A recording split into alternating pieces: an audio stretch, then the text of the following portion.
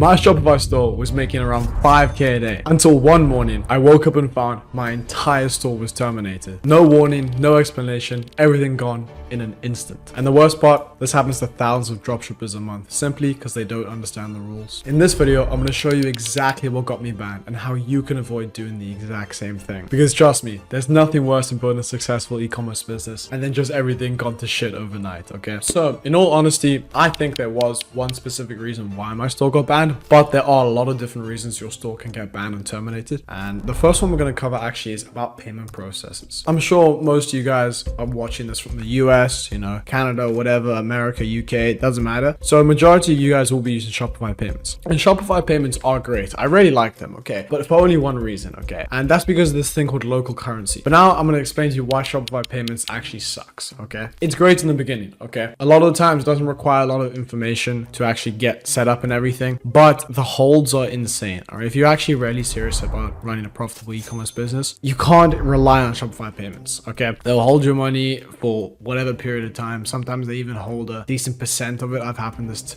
has happened to me many times, and for a lot of people I know. And you may be thinking now, well, if I can't use Shopify payments, what can I use? Okay, all right. So the best payment processor I've seen is actually called Seamless Checks. All right, it's not affiliated with them at all, okay? They're just a ready go payment processor, you know, very instant, quick payouts, no holds, none of this bullshit, okay? But you need an LLC to get with them, and that's something that's very important if you actually want to start a successful e-commerce business. So the easiest way is just get an LLC. There's a lot of different sites. There's actually a company called Doula where you can get pretty cheap LLCs. Just type in all the details. Like, you don't even need a US address. They give you one. Just make sure you set up in the right state, and they'll tell you whatever state you should put in depending on your niche and actual business. So that's very important, and you need this for actually good payment processes. Shopify payments don't require this, but even if you have, like, if you just have an LLC from some other business or whatever, you can just use those details as well, because the more details Shopify payments have, the less chance you have of actually getting terminated and banned. I'm not going to say this works in every single country, because some of my students have tried this method and it hasn't worked. They've obviously got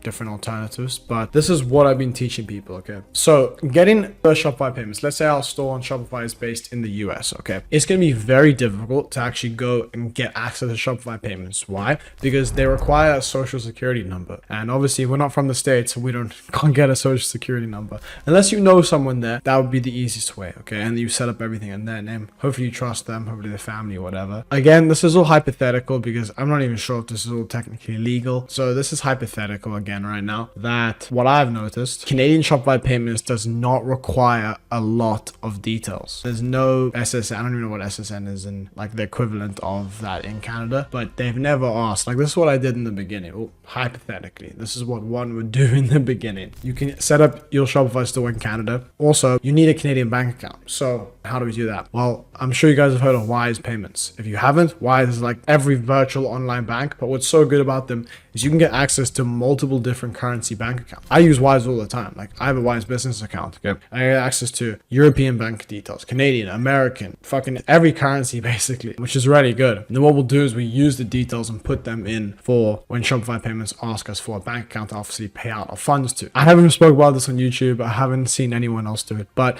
there are a lot of countries like Canada where if you set up Shopify payments in that location, they don't require a lot of info. Maybe a bank statement. If they require proof of address, you're a little fucked. But that's what I'm saying. It's just to get started out while testing products, okay? And then once you kind of find a winner, you buy an LLC very quickly. It's so cheap. It's like $200 or $300 or something. And then a couple hundred a year to keep it running. But that won't mean anything to you once you're fucking scaling, boys. Also, the easiest way to not get banned and terminated and all this shit, like, it's just sell good products. Because the more chargebacks you get, if more than 10% of your orders are chargebacks or you get disputes, you're obviously going to get terminated and won't ever have access to Shopify payments again under that name. So just do the right thing. Don't do this all no shit bullshit. Like, be ethical about it, okay? We're trying to make a real business here, so you got to play like a real business then, guys. But yeah, if you do get chargebacks, you can avoid chargebacks by just having good customer support. So tracking, right? You can even implement a low AI agent on the website. Just go AI agent app on the Shopify app store. There'll be a lot of free trials for all these apps and stuff. If they're getting a chargeback before they've even received the product, just be curious. Hey, we just noticed the chargeback. Your order is on the way. Just keep updated. An informed customer will not charge back. People charge back when they don't get any information from the business. So if you just ghost them for a while, right?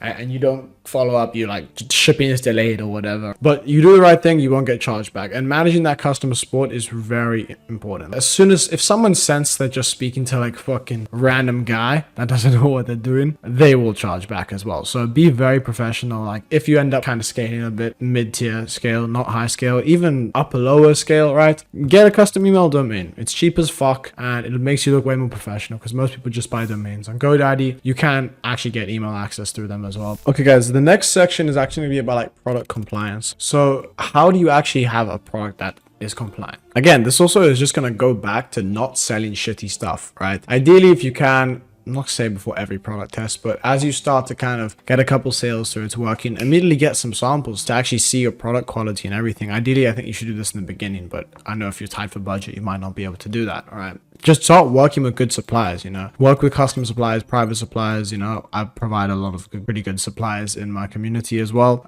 So if you'd like to work with me, you know what to do. Link in description. You actually have to vet your products, guys. You can't just go and sell shit. Like, as you got to actually check the quality. Go and check the reviews. Your supplier is probably very similar quality to those ones on Amazon. They're not that good either. Go and look at the supplier. Actually, what else are they selling? You know, depends where you're sourcing from. Of course, you're using a Zendrop or a Commercive or whatever. Those are all the more public ones. Commercive is not a private supplier, by the way, guys. They are basically just a company. The ideal thing you want is actually an agent, okay? And that's someone that can connect you to all the suppliers in China and everything. Obviously, they'll increase the price a little bit, but Commercive, like, literally is a company that works with agents. And then so you want to get as close to the beginning of the pipeline as you can. So that's why agents are the best and they'll get you the best prices. But yeah, it's also about knowing people, how to get access to these guys, because you can't just find someone anywhere. I want to explain to you guys something, because the reason my brand got taken down was actually a DCMA claim. All right, you're using content or something of someone that is copyrighted, basically, right? And whether that's IP infringement, you know, actually images, product, whatever. Okay, if you are starting to scale, you need to go and check the shit out, because you could be mid-scale, you know, you're fucking pushing and then everything goes to shit like it happened to me. Okay, so you guys need to actually come and do your research here with the trademarks and stuff. So there's 3 websites here. We have the EU IPO. This is for EU products. Okay, then USPTO, and then we have Global Brand Database. Okay, so these are 3 websites we can come over and actually check trademarks here. So you come and search trademarks design. You can even search like the owners if you know the names and stuff. Basically trying to figure out if our product or your competitor's product is copyrighted, because if it is, we've got to be careful what we do. I'm not saying hypothetically there are workarounds, okay, but just do your research. Okay, you know, we're trying to build a real brand here. We're not trying to hit a little pump and dump. If you're still thinking about making a little fucking quick bit of cash and then moving on to the next thing, this is not the channel for you guys. We focus on making real brands here, making an exit for 6, 7, 8 figures hopefully. So yeah, if you are that type of person, hit the subscribe button, click that like button, you know. And yeah, now guys, I'm gonna explain to you the reason why I got banned. Actually, basically, I had somehow used an image on my website of a competitor that was copyrighted. They were a big brand, to be fair. Fucking copyright check your images before you use them on the store, guys. It is stupid. And I remember one of them that apparently violated. I thought it was AI. It looked so AI to me. I'm still honestly nearly 100% sure it was an AI image, but it was on my competitor's store as well. Rookie mistake from my end, to be honest. But yeah, I'd probably run that brand for 3 months. Yeah, just over maybe. I think we ended up doing around 18K day on Black Friday. But yeah, we did a decent amount of revenue with the brand and pretty good profit as well. It all came down to those product images. Once you get terminated, you're never really getting it back. You get Shopify reps, of course, but unless you're like a massive brand and you've got like Shopify Plus or something, you know, some crazy whatever, right? You're probably not gonna get your brand back. Also, a lot of people, like, the ad accounts getting banned, and there's a million reasons why your ad accounts can get banned. Number 1, make sure you're not running ads on your personal profile ad account. Okay, so I don't know if you guys know how Facebook works, whatever experience level you probably do. So you have your profile, then you have a business manager, and then you have ad accounts underneath that business manager. But you always have a personal ad account attached to your profile rather than a business manager, okay? And some people make the mistake of running on that personal ad account. And the problem is, if you get banned on that personal ad account, your whole profile is fucked, because the business manager attached to that profile now is also fucked, because if the profile goes, the business manager goes, especially if you're the only one that has access to it. I recommend always adding different users on the business manager as well, because if Facebook see, okay, there's one person that's attached to this business manager, and they're banned, they're gonna fucking block the business manager, okay? So you guys need to actually block him with that shit, okay? But if you're having an issue where you're getting like your ad account banned, like straight up off running, there's an actual setup you guys want to actually go through, okay? Basically what you want to do, depending if you're creating a BM on your personal profile or you're buying one or whatever from other plugs, you have to actually like do things very slowly, because the more actions you do, the higher chance you have of being banned, okay? So let's say you accept the BM invitation, like wait a day, don't touch it, just let it sit. Then next you can maybe make the ad account, right? And then don't do anything, don't add your payment info, just leave it, right? Make the ad account. Because if we want to do all these things at once, you get fucked, right? Because Facebook is saying, they like to call it action blocked, right? They don't actually say it, they're not going to get a reason for the ban, but the reason is based, like, I don't know if you've ever been blocked on Instagram for doing too many things at once or spamming comments, similar thing, right? Make sure your ad account region matches. Like, people think, oh, I'm not in the States, but I'm still going to make my ad account region in the US. You can't do that, guys. They know your IP and everything, right? It has to all make sense. Like, the place you're in has to be the location of the ad account. The card you're spending with has to be the same as the ad account, okay? If these all three things are the exact same, you're fine. You won't get banned immediately. I can't say anything about your creatives, but yeah, if your creatives get you banned, then I don't know what the fuck you're doing, bro. Read the Facebook compliance list, man. But you can prevent these silly and like unnecessary bans by setting up these accounts properly. Also, make sure you do a warm-up campaign. So run an engagement campaign for around $10 just for a day or so. Let it spend a bit and then let it sit for a whole nother day. And then you can start doing sales campaigns, because also Facebook will trigger you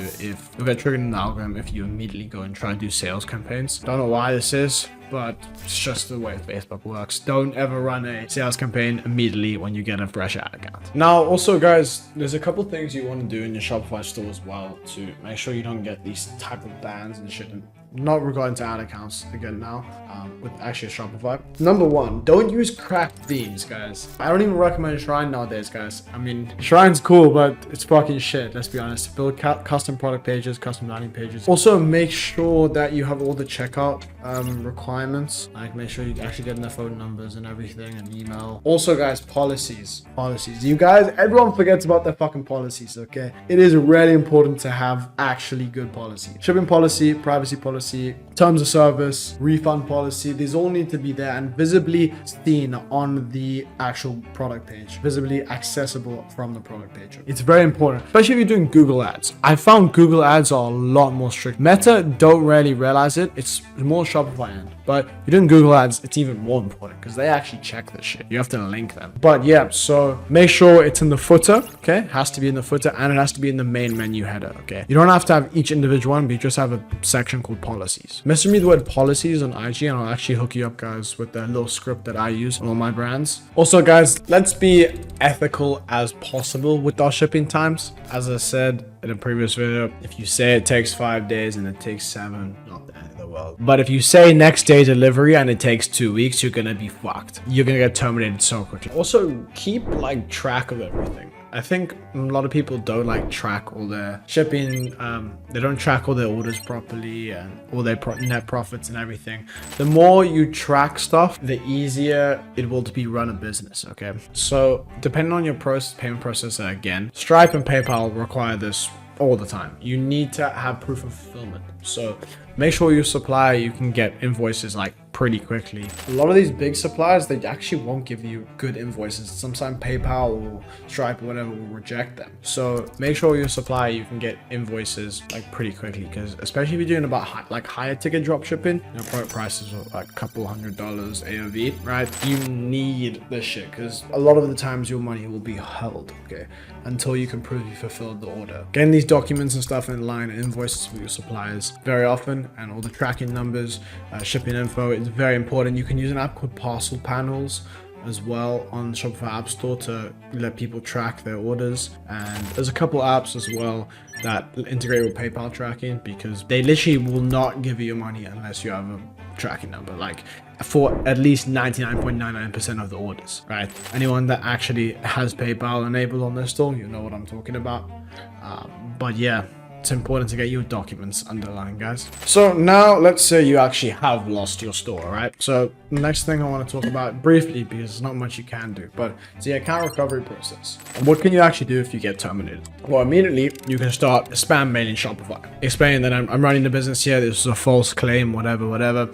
Just keep denying, and proving, sending as much evidence as possible, guys. Guilt trip them a lot. If you guilt trip them, it kind of works. I've done that before previously. I know some guys like have got away with not stuff, but they've got around a termination by guilt tripping Shopify. It worked once. Maybe try it out for you guys next time. The best way to appeal is just mailing them. You can go support.shopify.com, or you message the legal team. I think it's legal@shopify.com. You can Google that. I'm pretty sure it just is legal though. And just start mailing them, explaining. You want a full explanation of why my store was terminated. You've followed all the guidelines and everything. Just play victim, okay? Make Shopify sound like the bad guy. Be very professional. You know, can't just say your mail, guys. Like, that's not gonna work. They're gonna ignore you. Alright guys, and that is exactly how to avoid getting your Shopify store terminated. Now, if you follow everything I've just told you in this video, I have no doubt in my mind that you'll be able to run and build a fully compliant Shopify store. And after watching this video, you kind of have a bit of a blueprint on what to do. However, if you decided and try to implement everything yourself, then it's not gonna go too well. I mean, it took me nearly losing a 7-figure store and months of rebuilding to kind of figure this all out. And while I give you a shortcut in this video, there'll be a ton of bottlenecks and constraints that will come up and you will face when trying to build a successful ecom brand. In the end, the time you waste doing it yourself is going to cost you more than it's worth. And even worse, by the time you figure it all out, you may have missed out on hundreds of thousands in potential profit instead of building a proper, legitimate Shopify store while these strategies are still working. However, if you want to avoid all the pain and the opportunity cost of missing out on life-changing money from having the correct systems and knowledge in place, with the help from someone who's in the trenches doing this right now, then click the first link in the description below this video. On that call, I'm going to analyze the situation and show you exactly how we can help you build a profitable e-commerce business within 90 days. Even if you're completely new, bailed on the past, or just burning money on product tests. However, I only work with people who are serious about building a real e-commerce business and are ready to take massive action. This isn't for people who just want to watch YouTube videos or buy some shitty course. So if you're finally ready to build the dropshipping business you've been dreaming of, click the first link in the description now, book a call, and I'll see you soon. Remember, every day you wait is potential profit lost. The best time to start was yesterday, and the next best time to start is now. Let's build a dropshipping store together. But thanks for watching the video, guys. I'll see you soon.